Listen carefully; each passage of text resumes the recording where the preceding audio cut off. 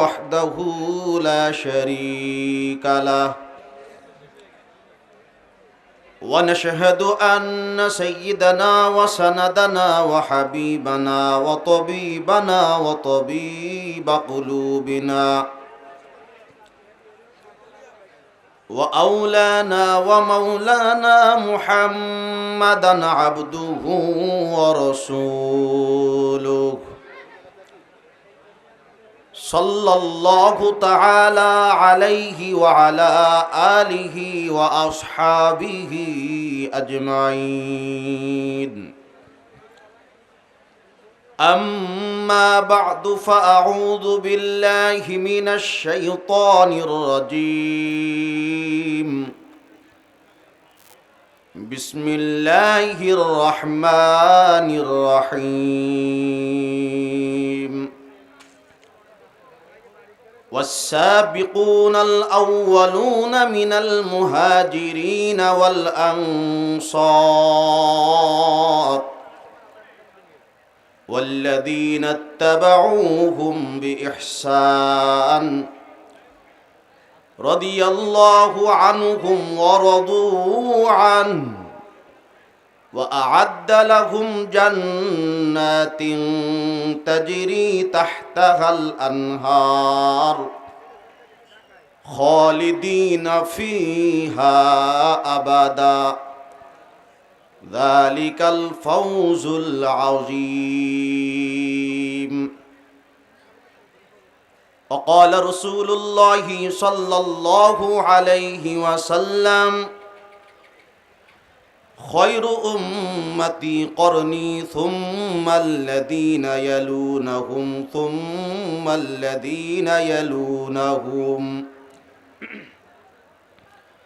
أو كما قال رسول الله صلى الله عليه وسلم اللهم صل على محمد وعلى آل محمد كما صليت على إبراهيم وعلى آل إبراهيم إنك حميد مجيد اللهم بارك على محمد وعلى آل محمد كما باركت على إبراهيم وعلى آل إبراهيم إنك حميد مجيد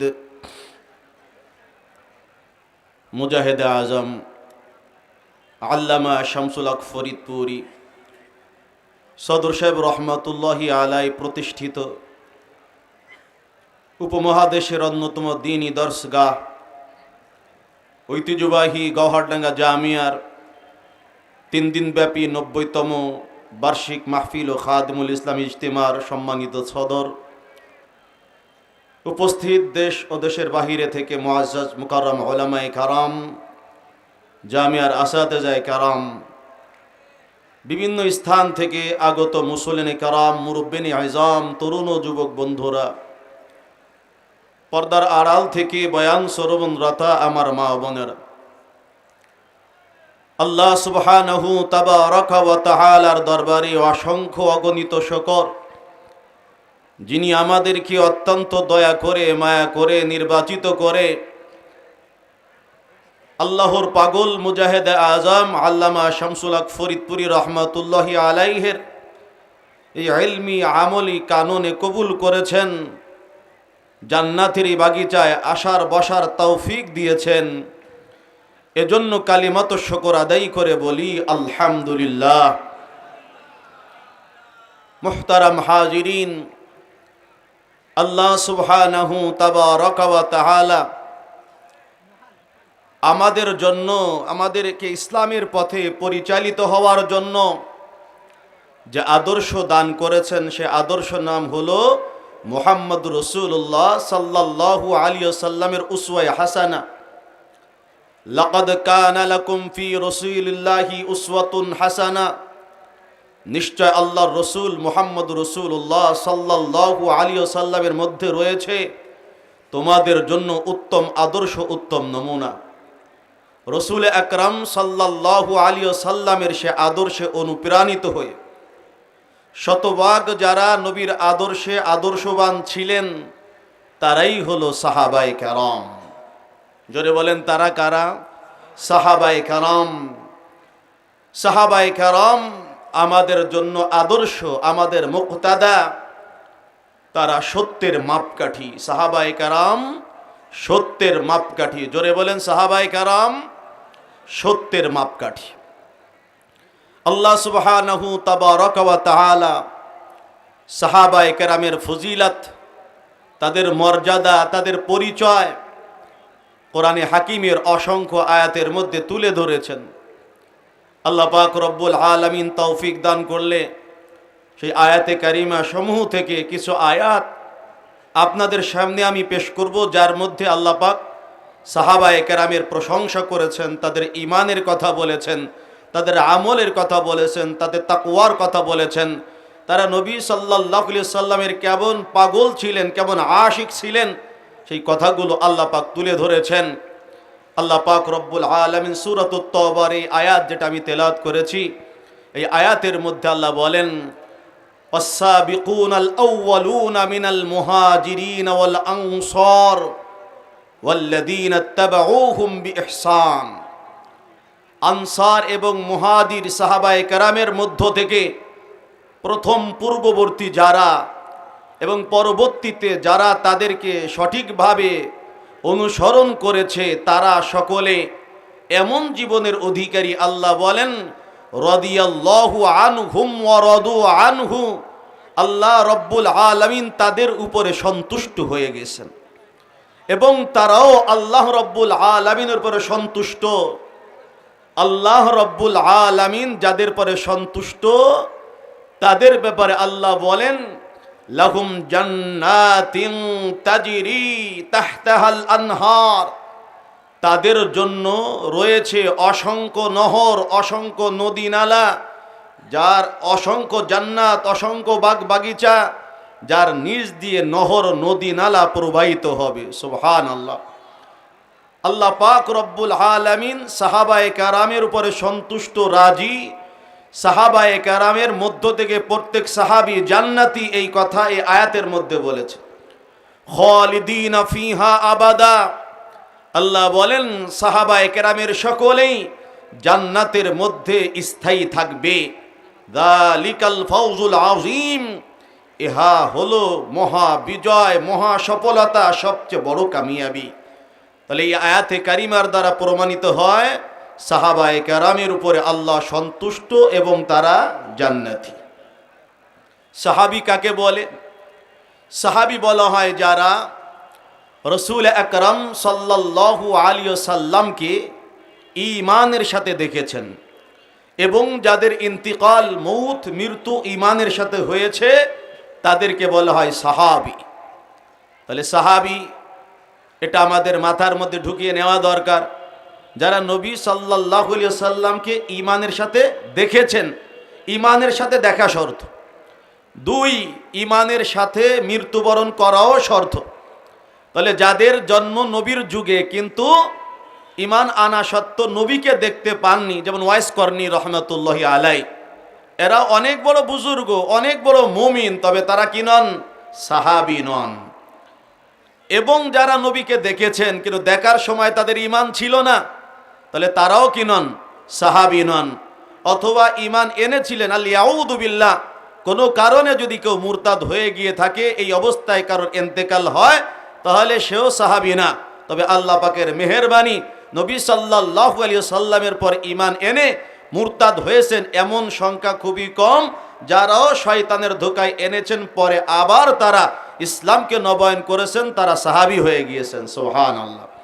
তাহলে সাহাবায়ে কেরাম জান্নাতি, এই ব্যাপারে কোনো সন্দেহ নেই। সাহাবায়ে কেরাম কেমন ছিলেন? রব্বি করিম কোরআনে হাকিমের এক আয়াতের মধ্যে বলে, মুহাম্মাদুর রাসূলুল্লাহ ওয়াল্লাযীনা মাআহু আশিদ্দাউ আলাল কুফফার রুহামাউ বাইনাহুম। মুহাম্মদ সাল্লাল্লাহু আলাইহি সাল্লাম আল্লাহর রসুল, তিনি এবং তার সঙ্গী যারা সাহাবায়ে কেরাম, তাদের চরিত্র হলো আশিদ্দাউ আলাল কুফফার, তারা কাফেরের মোকাবেলায় কাফেরের বিরুদ্ধে বড় কঠোর। রুহামা বাইনাহুম, কিন্তু পরস্পরের প্রতি অত্যন্ত দয়ালু। কাফেরের মোকাবেলায় কাফেরের বিরুদ্ধে তারা কঠোর, কিন্তু সাহাবায়ে কেরাম এবং নবী পরস্পর একজন আরেকজনের প্রতি অতি দয়ালু। আল্লাহ বলেন শুধু তাই না, কেমন ছিল আমার নবী এবং সাহাবায়ে কেরামের চরিত্র। তারাহুম রুকআন সুজদান ইয়াবতাগুনা ফাদলাম মিনাল্লাহি ওয়া রিদওয়ানা, তাদেরকে তুমি দেখবি যে তারা রুকুর অবস্থায়, সাজদার অবস্থায় আল্লাহ রব্বুল আলামিনের দয়া আর অনুগ্রহ অনুসন্ধান করে, তালাশ করে। সুযোগ পেলেই তারা রুকু করে, সুযোগ পেলেই তারা সাজদা করে। তার মানে সাহাবায়ে কেরাম বেশি পরিমাণ নফল ইবাদত বন্দেগী করতেন আল্লাহর অনুগ্রহ, আল্লাহ পাকের দয়া পাওয়ার আশায়। আল্লাহ আরো বলেন, সীমাহুম ফি হুজুহিহিম মিন আসারিস সুজুদ, তারা কেমন ছিলেন? বলে তারা যে আল্লাহওয়ালা, তারা যে আল্লাহর পাগল, আল্লাহর সন্তুষ্টি দয়া অনুসন্ধান তারা করতেন। তাদের আলামাত, তাদের নিদর্শন, তাদের চিহ্ন তাদের চেহারার মধ্যে ফুটে উঠত বেশি বেশি সাজদা করার কারণে। সাজদার নিদর্শন তাদের কপালে উদ্ভাসিত হতো। আল্লাহ পাক রব্বুল আলামিন আরো বলেন, যালিকা মাসালুহুম ফিত তাওরাত ওয়া মাসালুহুম ফিল ইনজিল, সাহাবায়ে কেরাম যে এমন হবেন এর দৃষ্টান্ত আল্লাহ রব্বুল আলামিন তাওরাতের মধ্যে এবং জাবুরের মধ্যে, ইনজিলের মধ্যে দিয়েছেন। সুবহানাল্লাহ। সাহাবায়ে কেরাম কেমন ছিলেন আল্লাহ রব্বুল আলামিন কোরআনে হাকিমের অন্য এক আয়াতের মধ্যে বলেন, লিল ফুকারাইল মুহাজিরিন আল্লাযীনা উখরিজু মিন দিয়ারিহিম ওয়া আমওয়ালিহিম, আল্লাহ পাকের পক্ষ থেকে দান ও সদকা এগুলো তারা পাবে, এর হকদার হলো তারা যারা দরিদ্র মুহাজির। কেমন ছিলেন তারা? আল্লাযীনা উখরিজু মিন দিয়ারিহিম ওয়া আমওয়ালিহিম, যাদেরকে তাদের বাড়ি ঘর থেকে এবং তাদের সম্পদ থেকে উৎখাত করা হয়েছে। মক্কার জিন্দেগিতে যখন তারা ছিলেন, সকলের বাড়ি ছিল, জমি জমা ছিল, সম্পদ ছিল। ঈমান আর ইসলাম আনার কারণে, আল্লাহ রসুলের আনুগত্য করার কারণে তাদেরকে মক্কা থেকে বহিষ্কার করা হয়েছে, উৎখাত করা হয়েছে। এখন মদিনার জিন্দেগিতে গিয়ে তারা হয়ে গেছে ফকির, তারা হয়ে গেছে নিঃস্ব, অসহায়। আল্লাহ পাক রব্বুল আলামিন সৎকার যে সম্পদ দিয়েছেন, আল্লাহ বলেন এগুলো পাবে ফুকারায়ে মুহাজিরিন। বলে তারা যে বাড়ি ঘর ছেড়েছেন, তারা মক্কার থেকে উৎখাত হয়েছেন, এর পিছনে তাদের মাকসাদ কি ছিল? আল্লাহ বলেন ইয়াবতাগুনা ফাদলাম মিনাল্লাহি ওয়া রিদওয়ানা, এর পিছনেও তাদের উদ্দেশ্য ছিল একটাই, আল্লাহ যেন তাদের প্রতি দয়া করেন, আল্লাহ যেন তাদের পরে অনুগ্রহ করেন। আল্লাহর দয়া এবং অনুগ্রহ পাওয়ার আশায় তারা ঈমান ও ইসলামের পরে অবিচল থেকেছেন, সব ছেড়ে দিয়েছেন, কিন্তু আল্লাহ এবং রসুল, কোরআন সুন্নাহ, শরীআত আর সুন্নাতকে তারা পরিত্যাগ করেন নাই। সুবহানাল্লাহ। এই অংশ থেকে বোঝা যায় সাহাবায়ে কেরাম সব পরিত্যাগ করতে রাজি ছিলেন, কিন্তু আল্লাহ তার রসুলকে, ঈমান ও ইসলামকে ছাড়তে রাজি ছিলেন না। তাহলে সাহাবায়ে কেরামের ঈমানি ইস্তেকামাত আর অবিচলতা কোন পর্যায়ের ছিল? এখন যদি কোনো ব্যক্তি এসে সাহাবায়ে কেরামের ঈমানের উপরে আপত্তি করে, যদি কোনো ব্যক্তি সাহাবায়ে কেরামের আমলের প্রতি ত্রুটি ধরার চেষ্টা করে, নিঃসন্দেহে তারা সাহাবা বিদ্বেষী। কথা বলেন ঠিক কিনা? আল্লাহ সুবহানাহু তাবারাক ওয়া তাআলা কোরআনে হাকিমের অন্য এক আয়াতের মধ্যে বলেন, লাকাদ রাদিয়াল্লাহু আনিল মুমিনিন, আল্লাহ রাব্বুল আলামিন নিশ্চিত রূপে ঈমানদার যারা, তাদের উপরে সন্তুষ্ট হয়ে গিয়েছেন। বলে কোন ঈমানদার? ইদ ইউবাইউনাকা তাহতাশ শাজারা, যখন তারা আপনার হাতের উপরে গাছের নিচে বাইআত গ্রহণ করেছিল, আপনার কাছে শপথ গ্রহণ করেছিল। ফাআলিমা মা ফি কুলুবিহিম, অতঃপর আল্লাহ তাদের দিলের অবস্থা কি ছিল তখন সেটা ভালো করে জানেন। সুবহানাল্লাহ। সাহাবায়ে কেরাম যখন আপনার হাতের উপরে বায়াত গ্রহণ করেছিলেন, কিসের ভিত্তিতে তারা বায়াত করেছিলেন? তাদের দিলের মধ্যে কি তাকওয়া ছিল? দিলের মধ্যে কি ঈমান ছিল? আল্লাহর প্রতি কি মহব্বত ছিল? রসুলের প্রতি কি মহব্বত ছিল? ঈমান ও ইসলামের উপরে কি মহব্বত ছিল? আল্লাহ বলেন তিনি, অর্থাৎ আল্লাহ এটা ভালো করে জানেন। ফাআনজালাস সাকিনাতা আলাইহিম, আল্লাহ পাক রব্বুল আলামিন তাদের এই বায়াত গ্রহণ করার কারণে সন্তুষ্ট হয়ে তাদের পরে সাকিনা তথা বিশেষ রহমতার অনুগ্রহ নাজিল করে দিলেন। সুবহানাল্লাহ। আল্লাহ সুবহানাহু তাবারাকা ওয়া তাআলা অন্য আরেক আয়াতের মধ্যে বলেন, মিনাল মুমিনিনা রিজালুন সাদাকু মা আহাদুল্লাহ আলাইহি, বলে মুমিনদের মধ্য থেকে কিছু মুমিন এমন আছে যারা আল্লাহ রব্বুল আলামিনের সাথে যে ওয়াদা তারা করেছে এই ওয়াদাকে পরিপূর্ণ করেছেন। সুবহানাল্লাহ। আমরা যখন পড়েছি লা ইলাহা ইল্লাল্লাহ মুহাম্মাদুর রাসূলুল্লাহ, এই কালিমা পড়ার অর্থ হলো আমি আমার জীবন, আমি আমার যৌবন, আমার অর্থ, আমার সময় পুরাটাই আল্লাহর রাস্তায় কুরবানি করে দেব। আল্লাহর দ্বীনের জন্য আমি কুরবান করে দিব, নবীর দ্বীনের জন্য কুরবান করে দিব।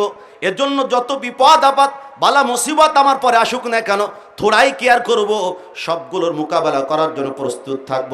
ঘাত প্রতিঘাত যতই আসুক না কেন সব কিছু সয়ে যাব, কিন্তু ইসলাম থেকে একটু পদচ্যুত হব না। এই ওয়াদা কালিমা ওয়ালার প্রত্যেকে আল্লাহর সাথে করেছি। কথা বলেন। আল্লাহ পাক রব্বুল আলামিন বলেন, আমার ইমানদার বান্দা বান্দির মধ্য থেকে কিছু সংখ্যক এমন মানুষ আছে যারা আল্লাহর সাথে কৃত ওয়াদাকে সত্য এবং বাস্তব রূপে প্রতিষ্ঠিত করিয়ে দেখিয়ে দিয়েছে। সুবহানাল্লাহ।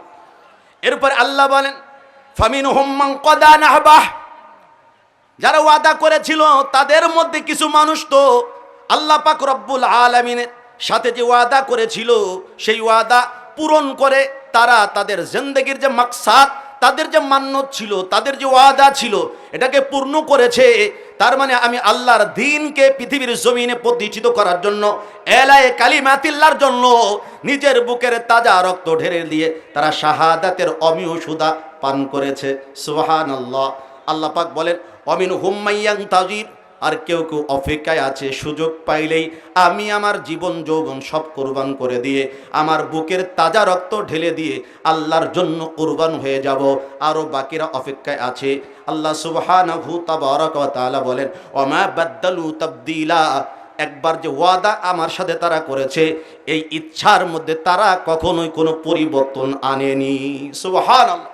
এই আয়াতের মধ্যে আল্লাহ যাদের কথা বলেছেন যে মিনাল মুমিনিনা রিজাল, মুমিনদের থেকে কিছু সংখ্যক মানুষ, এই কিছু সংখ্যক মানুষের দ্বারা প্রথম বেলায় যাদের উদ্দেশ্য নেওয়া হয় তারাই হলো সাহাবায়ে কেরাম। আল্লাহর দ্বীনকে পৃথিবীতে প্রতিষ্ঠিত করার জন্য তারা হামেশা প্রস্তুত ছিলেন। এক মুহূর্ত তারা ইসলাম থেকে পদচ্যুত হন নাই। নবী সাল্লাল্লাহু আলাইহি সাল্লামের পক্ষ থেকে ডাক এসেছে, আল্লাহর পক্ষ থেকে হুকুম হয়ে গেছে, অমুক জায়গায় অমুক কাফেরের মোকাবেলায়, অমুক মুনাফিকের মোকাবেলায় জিহাদ করতে হবে। এর জন্য তারা দুনিয়ার কোনো মায়া করেন নাই, বাড়ি ঘরের কোনো মায়া করেন নাই, সাথে সাথে আল্লাহর সাথে কৃত ওয়াদা পূরণ করার জন্য তারা ছুটে গিয়েছেন।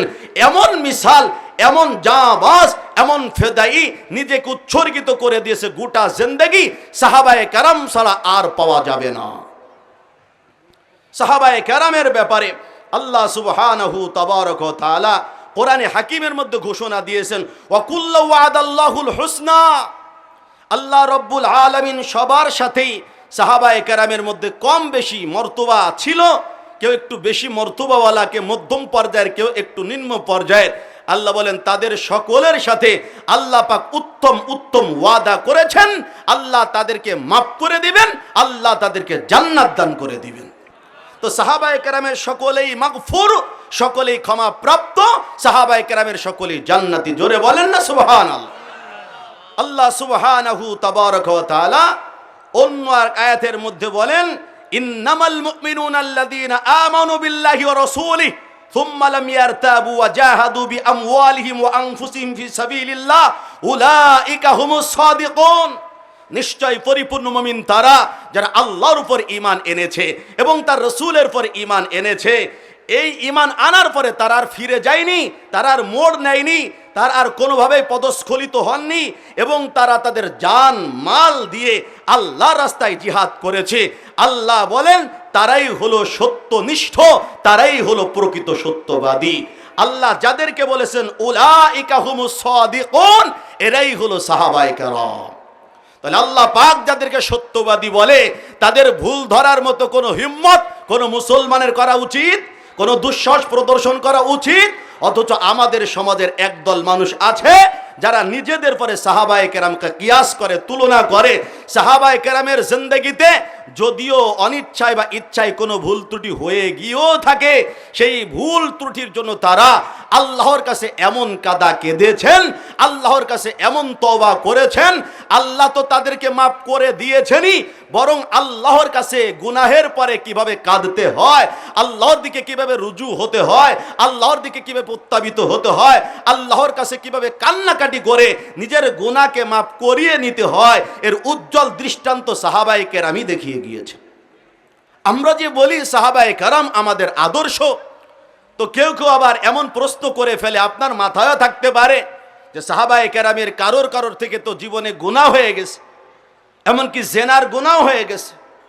সাহাবায়ে কেরামের ইতিহাস খুঁজলে এমনও ঘটনা পাওয়া যাবে যে কোন সাহাবীর দ্বারা জিনা ব্যভিচারও হয়ে গেছে। কি বলেন, হয়েছে না?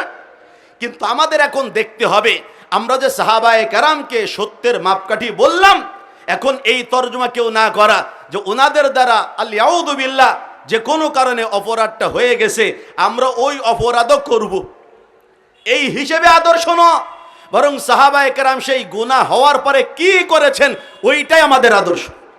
কথা বলেন, সাহাবায়ে কেরামের গুনাহ হওয়ার পরে কি করেছেন সেটা আদর্শ। তারা তাওবাতান নাসুহা করেছেন, আল্লাহর কাছে কেঁদেছেন। আপনারা ইতিহাস খুঁজে দেখেছেন এক মহিলার দ্বারা জিনা হয়ে গেছে, কেউ সাক্ষী ছিল না পৃথিবীতে, যার সাথে হয়েছে সেই জানি আর ওই মহিলা মাজদিয়া, এ দুজনই জানে জানি জানিয়া ব্যভিচারী পুরুষ আর ব্যভিচারিণী নারী, এ দুজন ছাড়া পৃথিবীর কোনো মানুষ সাক্ষী ছিল না। তারা এটা গোপন করলে গোপন করতে পারতো। দুনিয়ার যে সাজা, যেহেতু সে বিবাহিতা নারী, হদ কায়েম হওয়া, মৃত্যুদণ্ড এসে যাওয়া, এটা থেকে সে বেঁচে যেতে পারত, কিন্তু তার দিলের মধ্যে আল্লাহর ভয় এমন পরিমাণে ঢুকেছে যে নবীজি সাল্লাল্লাহু আলাইহি সাল্লামের কাছে নিজে গিয়ে নিজের বিরুদ্ধে অভিযোগ দিয়ে বলছে, ইয়া রাসূলুল্লাহ সাল্লাল্লাহু আলাইহি সাল্লাম, আমার দ্বারা জিনা হয়ে গেছে, আপনি আমাকে জিনার শাস্তি দিয়ে দিন। নবীজি সাল্লাল্লাহু আলাইহি সাল্লাম তাকে 3 দফা ফেরত দিয়েছেন কারণবশত। সে বারবার নবীজির কাছে এসেছেন জিনার শাস্তি নেওয়ার জন্য। সর্বশেষ তার জিনার শাস্তিও হয়েছে, প্রস্তর আঘাতে, পাথরের আঘাতে তাকে হত্যা করা হয়েছে। সে হত্যার পরে তার শরীর থেকে ফিনকি দিয়ে একটু রক্ত কোনো ব্যক্তির গায়ে পড়েছিল, সে একটু তুচ্ছ তাচ্ছিলের সাথে বলেছিল এ কথা যে এক জিনাকারিনীর রক্ত আমার জামায় লেগে গেছে। তখন নবীজি বলেছেন, আরে এইটা বলো না। সে আল্লাহর কাছে এমন কাদা কেঁদেছে, এই পরিমাণ তওবা করেছে, রোনাজারি করেছে, তার তওবা যদি মদিনার বাসিন্দাদের মাঝে ভাগ করে দেওয়া হয় তো সবার পক্ষ থেকে তার একার তওবা যথেষ্ট হয়ে যাবে। আমরা এক্ষেত্রে তাদেরকে আদর্শ মানব যে অপরাধ হওয়ার পরে তারা কিভাবে আল্লাহর কাছে কান্নাকাটি করেছেন, তওবা ইস্তেগফার করেছেন। তাদের দ্বারা যে ভুলটুকু হয়ে গেছে অনিচ্ছায় বা ইচ্ছায় শয়তানের ধোঁকায়, সেইটা আমরা করব এইটা না, বরং তার থেকে উত্তরণের যে ব্যবস্থা সেইটা আমরা আদর্শ হিসেবে গ্রহণ করব। বুঝে এসেছে ভাই? কিছু মানুষ কিন্তু এরকম ভুল বুঝিয়ে সাহাবায়ে কেরামকে কাঠগড়ায় দাঁড় করায়, তাদেরকে অপরাধী সাব্যস্ত করতে চায়। জোরে বলেন নাউজুবিল্লাহ। আমি একবার বলেন, এই সময় যদি নাও হয় তো পরে হয়তো ভুলে যাব। আহলুস সুন্নাহ ওয়াল জামাতের আকীদা বিশ্বাস হলো আল্লাহ সুবহানাহু তাবারক ওয়া তাআলার সব নবী মাসুম। আল্লাহর সব নবী, সব রাসূল কি মাসুম তথা নিষ্পাপ। তাদের দ্বারা কোনো সগীরা গুনাহ হয়নি, তাদের দ্বারা কোনো কাবিরা গুনাহ হয়নি। নবুয়তের আগেও নয়, নবুয়তের পরেও নয়। আল্লাহ তাদেরকে এমনই তৈরি করেছেন। সুবহানাল্লাহ। সাহাবায়ে কেরামের ব্যাপারে আহলুস সুন্নাহ ওয়াল জামাআতের আকীদা বিশ্বাস, তারা হলেন মাগফুর, তারা হলেন ক্ষমা প্রাপ্ত। আল্লাহ পাক অনেক আয়াতে তাদেরকে ক্ষমা করে দিয়েছেন, তাদেরকে জান্নাত দিয়েই দিয়েছেন, এই ঘোষণা দিয়েছেন। এরপরে আর তাদের ব্যাপারে সমালোচনার কোনো দরজা খোলা থাকে না। কথা বলেন না? সাহাবায়ে কেরাম তো সাহাবায়ে কেরাম। আমরা সাধারণ মানুষও যদি জীবনে কোনো ভুল করি, ওই ভুলের কারণে যদি আমার সাজা যা হওয়ার দুনিয়ার হয়ে যায়, আর আমি যদি আল্লাহর কাছে তওবা ইস্তেগফার করে গুনাহকে মাফ করিয়ে নিতে পারি, ইসলাম কথা বলে এমন ব্যক্তির ওই অপরাধের সমালোচনা করাও জায়েজ নেই। কথা বলেন না? তো নিজেদের সমালোচনা করা যাবে না, তো সাহাবায়ে কেরামের সমালোচনা আমরা কেন করি? আল্লাহ আমাদেরকে সহি বুঝ দান করেন, বলেন আমিন। আল্লাহ সুবহানাহু তাবারক ওয়া তাআলা আমাদেরকে ঈমান আনতে বলেছেন অনেক আয়াতে, বলেছেন না বলেন নাই? একটু জোরে বলেন। এক আয়াতে আল্লাহ বলেছেন, ইয়া আইয়ুহাল্লাযীনা আমানু আমিনু, হে ঈমানদারগণ তোমরা ঈমান আনো। অসংখ্য আয়াতে আমাদেরকে ঈমান আনতে বলেছে। এখন ঈমান আনবো, এর কোনো মাপকাঠি আছে কিনা? কাদের মতো ঈমান? তো আল্লাহ পাক সেক্ষেত্রে এই কথাই বলেছেন, তোমরা ঈমান আনো ওইভাবে সাহাবায়ে কেরাম ঈমান এনেছেন যেইভাবে। তাহলে সাহাবায়ে কেরামকে আল্লাহ পাক আমাদের ঈমান আনার মাপকাঠি বানিয়েছেন। কথা বলেন। সাহাবায়ে কেরামকে আল্লাহ পাক আমাদের জন্য কি বানিয়েছেন?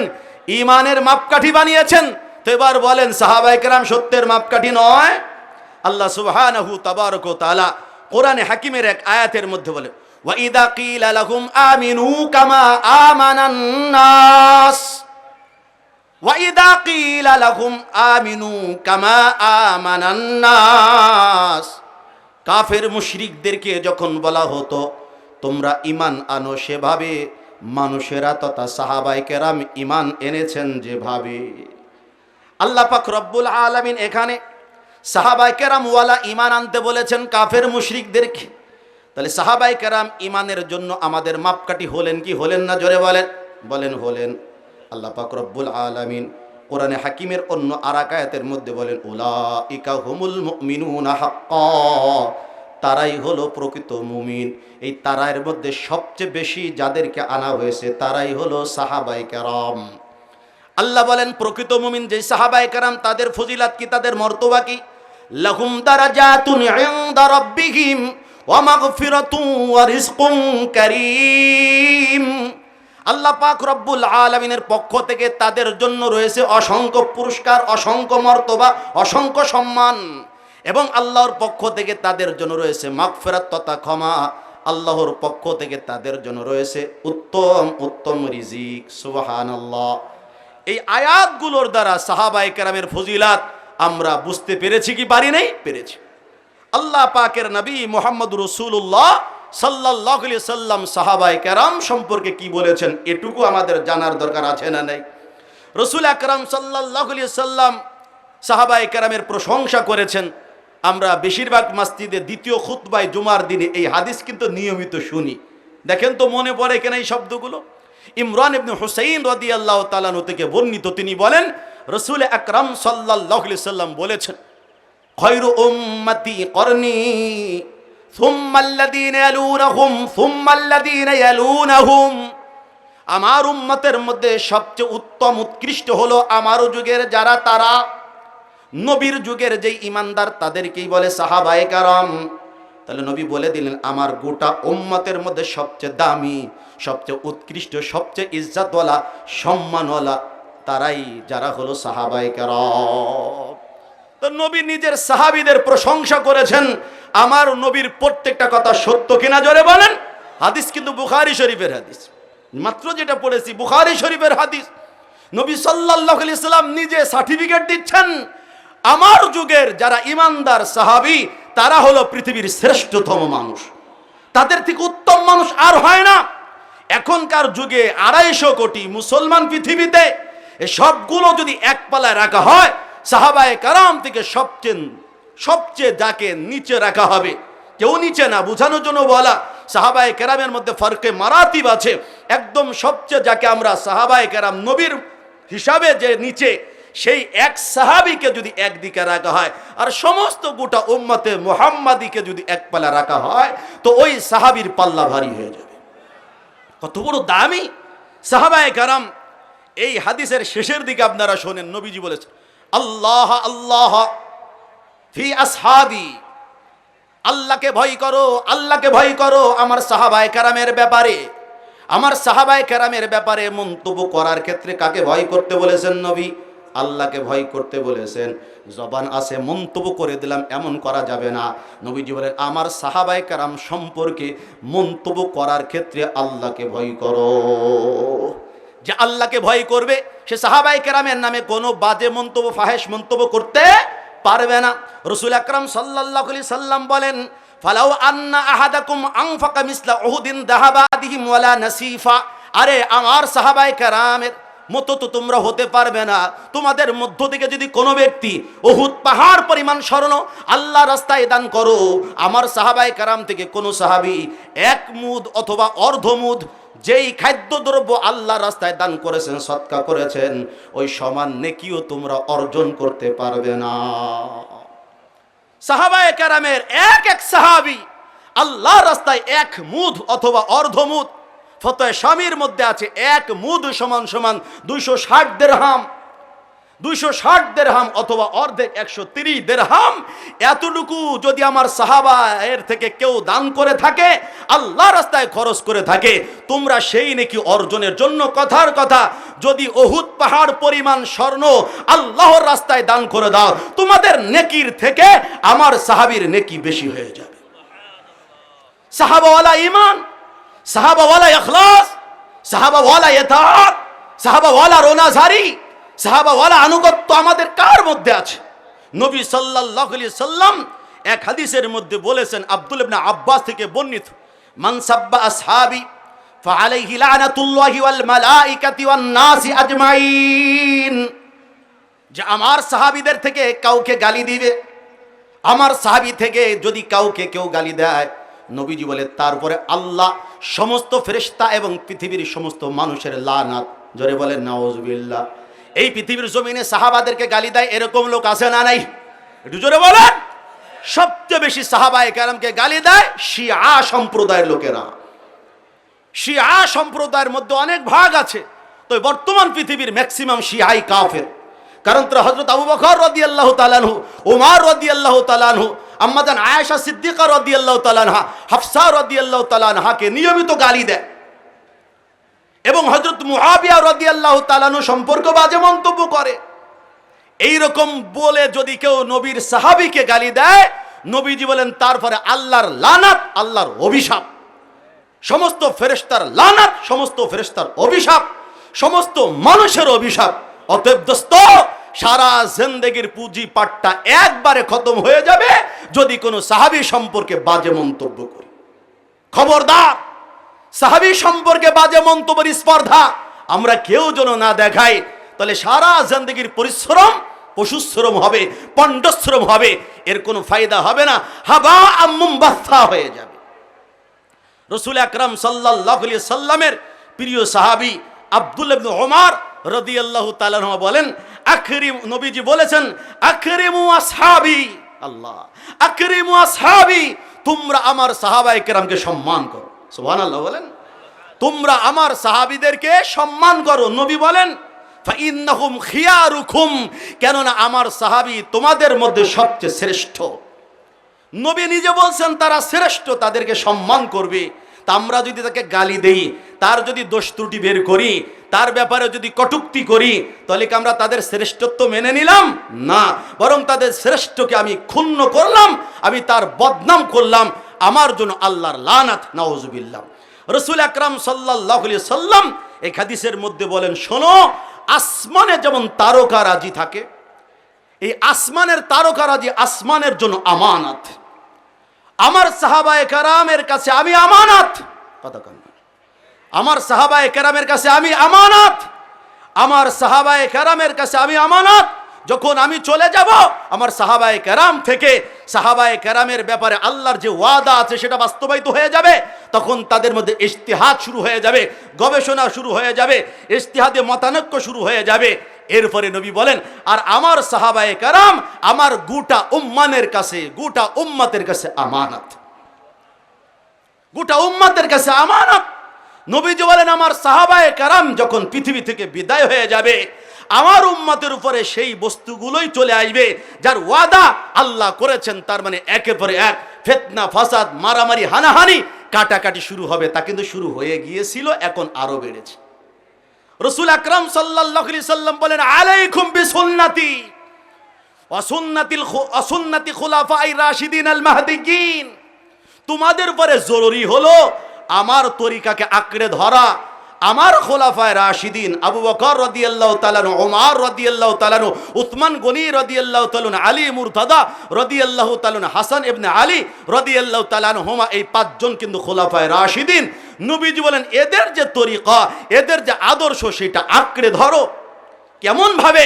বলে মাড়ির দাঁত দিয়ে কোনো বস্তু যেমন আঁকড়ে ধরলে ওই বস্তু কখনো ভাবে ছুটে যায় না, ঠিক ওই রকম তোমরা আঁকড়ে ধরো। তাহলে আমাদেরকে সাহাবায়ে কেরামের আদর্শকেও নবীজি আঁকড়ে ধরতে বলেছেন। কথা বলেন ঠিক কিনা? রাসূল আকরাম সাল্লাল্লাহু আলাইহি সাল্লাম বলেন, সাতাফতারিকু উম্মতি 73 ফিরকাতান, অতি সত্বর আমার উম্মতের মধ্যে 73টা দল হয়ে যাবে, 73 দলে বিভক্ত হয়ে যাবে।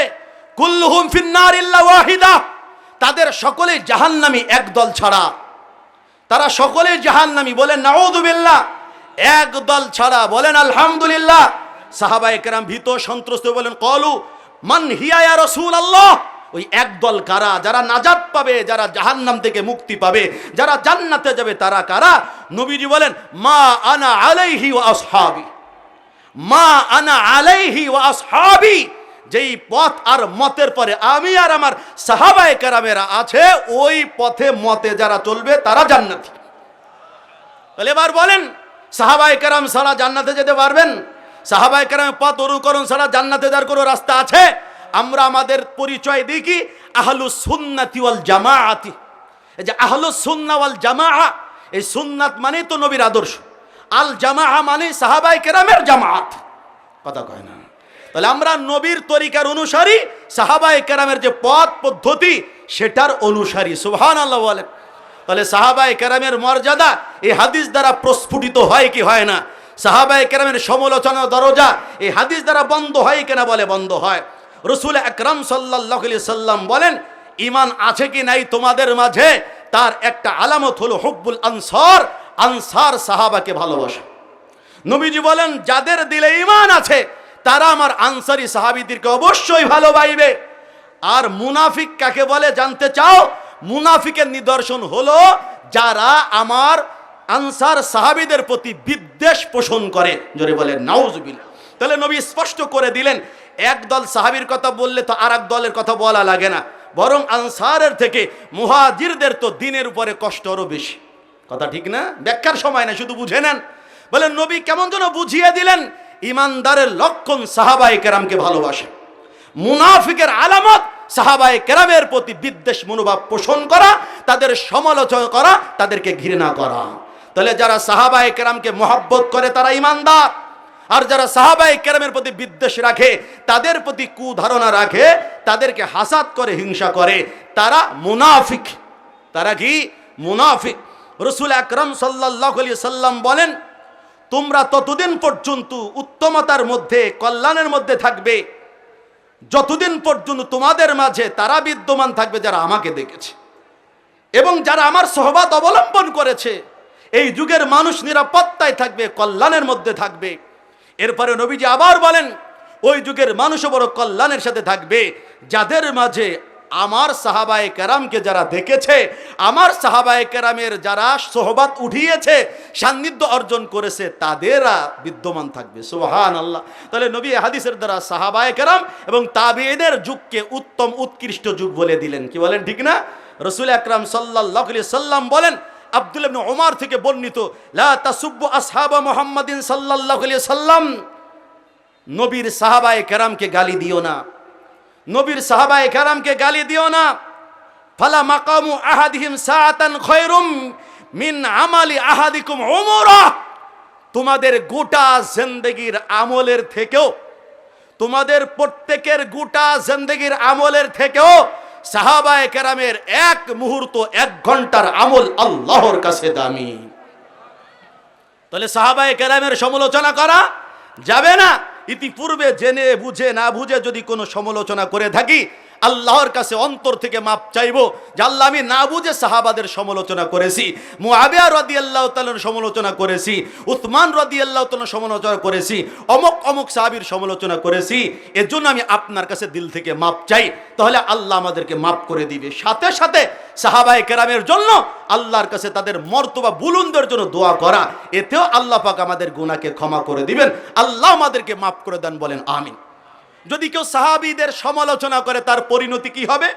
ইমাম মালিক রাহমাতুল্লাহ আলাইহি বলেন, ভালো করে মনে রেখো, যারা সাহাবায়ে কেরামের সমালোচনা করে, মূলত যারা সাহাবাদের ব্যাপারে কুৎস রটনা করে, তাদের মনের ইচ্ছা তো নবীর ব্যাপারে কুৎস রটনা করা। জোরে বলেন নাউজুবিল্লাহ। কিন্তু নবীর ব্যাপারে সরাসরি কুৎস রটনা করলে তো পিঠের ছাল থাকবে না, কথা বলেন না। নবীর ব্যাপারে তো কুৎস রটনা করার সুযোগ তারা পায় না, এজন্য তারা সাহাবায়ে কেরামের ব্যাপারে কুৎস রটনা করে। এমনকি তারা সাহাবায়ে কেরামকে বলে অমুক সাহাবী ভালো না, তমুক সাহাবী এই করেছে, অমুক সাহাবীর ঈমান দুর্বল, অমুকের আমল দুর্বল, তার রাজনৈতিক কৌশল দুর্বল, তার কূটনৈতিক কৌশল দুর্বল, নাউযুবিল্লাহ। এরকম সিদ্ধাসন করে করে তাদের দোষ ত্রুটি বের করে। কয় শোনো, সত্যই যদি কেউ ভালো মানুষ হতে চায়, সেজন্য সাহাবায়ে কেরামকে ভালো বলে। যে সাহাবায়ে কেরামকে ভালো বলল, সে নবীকেই ভালো বলল। ইমাম মালিক বলেছে।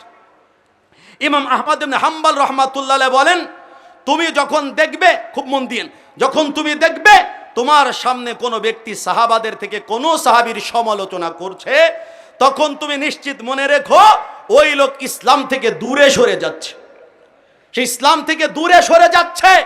যেই সাহাবীর বদনাম করবে সে কখনো ভালো মানুষ হতে পারে না।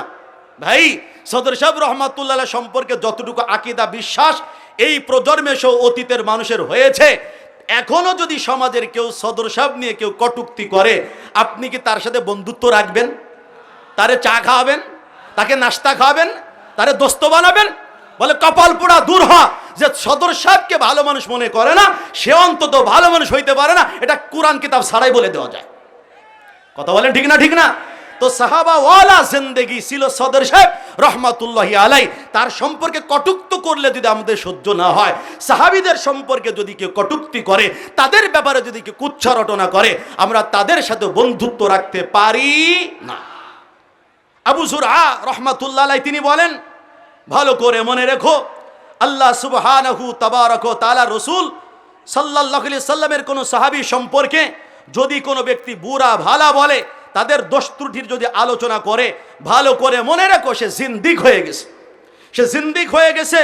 কারণ রাসূল সাল্লাল্লাহু আলাইহি সাল্লাম সত্য, তারাও রাসূল সাল্লাল্লাহু আলাইহি সাল্লামের কাছে হকের উপরে ছিলেন। নবী সত্য, কোরআন সত্য। সেই নবীর বাণীতে, সেই কোরআনের বাণীতে সাহাবায়ে কেরাম মাগফুর, সাহাবায়ে কেরাম জান্নাতি, এই ঘোষণা দেয়া হয়েছে। অতএব যদি কোনো ব্যক্তি সাহাবী সম্পর্কে বাজে কটূক্তি করে, মনে করে নাও সে কোরআন সুন্নাহর বিরুদ্ধেই কথা বলেছে।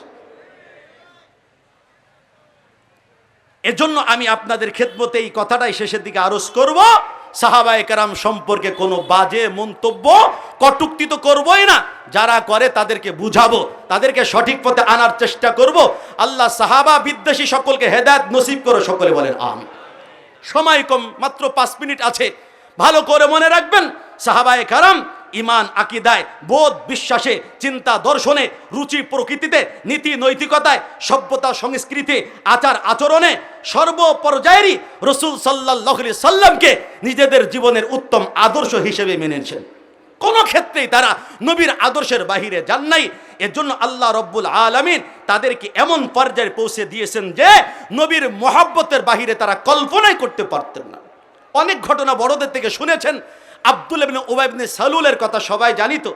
রইসুল মুনাফিকিন, কিয়ামত পর্যন্ত যত মুনাফিক পৃথিবীতে আসবে, এদের সরদারের নাম কি? আব্দুল্লাহ ইবনে উবাই ইবনে সালুল। এই আব্দুল্লাহ ইবনে উবাইয়ের ছেলের নামও আব্দুল্লাহ। আব্দুল্লাহ বাবা, ছেলের নামও আব্দুল্লাহ। ছেলে যিনি আব্দুল্লাহ, তিনি নবীর সাহাবী। জোরে কন্না সুবহানাল্লাহ। আব্দুল্লাহ রাদিয়াল্লাহু তাআলা আনহু তার আব্বাকে বলেছে, তার আব্বা একদিন ঘোষণা দিয়েছে, মদিনার মধ্যে তারাই থাকবে যারা উৎকৃষ্ট সম্মানী, যারা উৎকৃষ্ট না নিকৃষ্ট তাদেরকে মদিনার থেকে বাহিরে করে দিব। তার মানে মুনাফিকরা মনে করে নিজের মনে মনে যে ওনারা উৎকৃষ্ট আর নবী সাহাবী এরা হলো কি নিকৃষ্ট। জোরে বলেন নাউজুবিল্লাহ। আব্দুল্লাহ রাদিয়াল্লাহু তাআলা আনহু যখন এই কথাটা শুনেছেন সাথে সাথে তিনি বলছেন, শুনে রাখো, আল্লাহর কসম করে বলি তুমি আমার আব্বা হতে পারো, নবীর মোকাবেলায় তুমি আমার কাছে কিছুই না। লা ইউমিনু আহাদুকুম হাত্তা আকুনা আহাব্বা ইলাইহি মিন ওয়ালিদিহি ওয়া ওয়ালাদিহি ওয়ান নাসি আজমাইন। বলে আল্লাহর কসম তুমি এই মদিনার মধ্যে ঢুকতে পারবে না, মদিনার মধ্যে তারাই থাকবে যারা উৎকৃষ্ট। তুমি বলেছো নবী এবং তার সাহাবায়ে কেরাম উৎকৃষ্ট সম্মানী, তোমার মতো পাপিষ্ঠ পামর এই মদিনায় থাকতে পারবে না। ইয়া রাসূলুল্লাহ শুধু অনুমতি দেন, আমার আব্বার গলাটা কেটে আপনার কদমের উপর আমি রেখে দেব, শুধু অনুমতি দেন। নবীজি সাল্লাল্লাহু আলাইহি সাল্লামের এই সাহাবী শুধু এতটুকু করে ক্ষান্ত দেন নাই। আব্দুল্লাহ ইবনে উবাই যখন শুনেছে আমার ছেলে আমাকে ঘরে ঢুকতে দিবে না, গোষ্ঠীর সব লোককে ডেকেছে, সব সেনাবেদেরকে ডাকিয়েছে, সব একত্রিত হয়েছে। আব্দুল্লাহ ইবনে উবাই ইবনে সালুলের ছেলে আব্দুল্লাহ বলে, কথা যা বলেছি তো বলেছি, আমার নবীর অনুমতি ছাড়া আব্দুল্লাহ ইবনে উবাই মদিনায় থাকতে পারবে না, আমি একা লড়াই করব।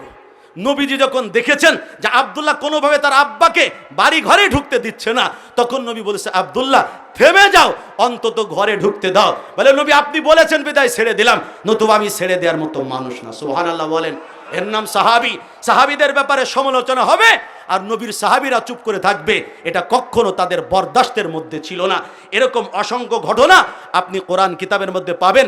সাহাবায়ে কেরামের জিন্দেগির মধ্যে সবচেয়ে বড় যেই দিকটা হলো সেটা হলো তারা প্রচন্ড পরিমাণের আল্লাহকে ভয় করতেন। সাইয়্যিদুনা আবু বকর রাদিয়াল্লাহু তাআলা আনহু এমন পরিমাণ কাঁদতেন যে কাঁদতে কাঁদতে কোরআনে কারীমের তেলাওয়াতের সময় তার দাড়ি ভিজে যেত। মাঝে মাঝে শোকোক্তি করে বলতেন, হ্যাঁ আমি যদি রাস্তার পাশের কোনো পাখি হতাম, যেই পাখি ফলের উপরে পড়ে, এরপরে সে ফল খায়, এরপরে তার পেটে মল তৈরি হয়, বিষটা বের হয়ে যায়, এইতে তারপরে তার জিন্দেগি শেষ, তো কিয়ামতের ময়দানে রব্বে কারিমের সামনে আমাকে দাঁড়াতে হতো না, হিসাব দিতে হতো না। এইভাবে করে তিনি বলতেন। উমর রাদিয়াল্লাহু তাআলা এরকম বলতেন, আয় আল্লাহ, উসমান রাদিয়াল্লাহু তাআলার কবরের কাছে গেলে তো কাঁদতে কাঁদতে বেহুশ হয়ে যেতেন। আবু হুরায়রা রাদিয়াল্লাহু তাআলার অবস্থা এই, সব সাহাবীদের অবস্থা এই। এমনকি শেষ পর্যায়ে এসে এই জামানায় আল্লাহ যাকে সাহাবার চরিত্র দিয়ে পাঠিয়েছেন তিনি সাহাবী নন, কিন্তু একজন সাহাবীর মধ্যে যত গুণাবলী দরকার আল্লাহ পাক সেই গুণ দিয়ে যেই মানুষগুলোকে যুগে যুগে প্রেরণ করেন তাদের মধ্যে অন্যতম শ্রেষ্ঠতম এক মানুষ মুজাহিদ আজম আল্লামা শামসুল হক ফরিদপুরি সদর সাহেব রহমতুল্লাহি আলাইহি। কথা বলেন ঠিক না? ঠিক না? রাতকে তিনি উজাড় করেছেন আল্লাহকে পাওয়ার জন্য, চোখের পানি ফেলে ফেলে জায়নামাজ ভিজিয়েছেন কওম ও মিল্লাতের জন্য, সবার জন্য তিনি ফিকির করেছেন। এমনকি তার ইতিহাসে পাওয়া যায় পা কখনো সোজা করে তিনি ঘুমাতেন না, পাকে একটু বাঁকা করে দিয়ে ঘুমাতেন। আল্লাহর এই জমিনে পা টান টান করে দিয়ে ঘুমাবো এই দুঃসাহস আমি শামসুল হকের নাই। এমন বড় ব্যক্তিত্ব ছিলেন তিনি। তো আসুন না সাহাবায়ে কেরামের ভক্তি শ্রদ্ধা যাদের হৃদয়ে আল্লাহ শতভাগ দান করেছিলেন তাদের সোহবত ইখতিয়ার করি, তাদের অনুসরণ করে যারা চলে তাদের অনুকরণ করার চেষ্টা আমরা করি। আল্লাহ সুবহানাহু তাবারাক ওয়া তাআলা সাহাবায়ে কেরামের মর্তবা সম্মানকে আরো উঁচু করে দেন, সকলে বলি আমিন। সাহাবায়ে কেরামকে আদর্শ সত্যের মাপকাঠি জেনে মেনে আমাদেরকে তাদের নকশে কদমের উপরে চলার তৌফিক দান করে, সকলে বলি আমিন। যা কিছু বলেছি ভুল ত্রুটি আল্লাহ মাফ করে দেন, সহি কথার উপরে বিশ্বাস স্থাপন করে আমলের তৌফিক রব্বে করিম আমাদের সকলকে দান করেন, সকলে বলি আমিন। ওয়া আখিরু দাওয়ানা আনিল হামদুলিল্লাহি রাব্বিল আলামিন। আসসালামু আলাইকুম ওয়া রাহমাতুল্লাহ। আলহামদুলিল্লাহ।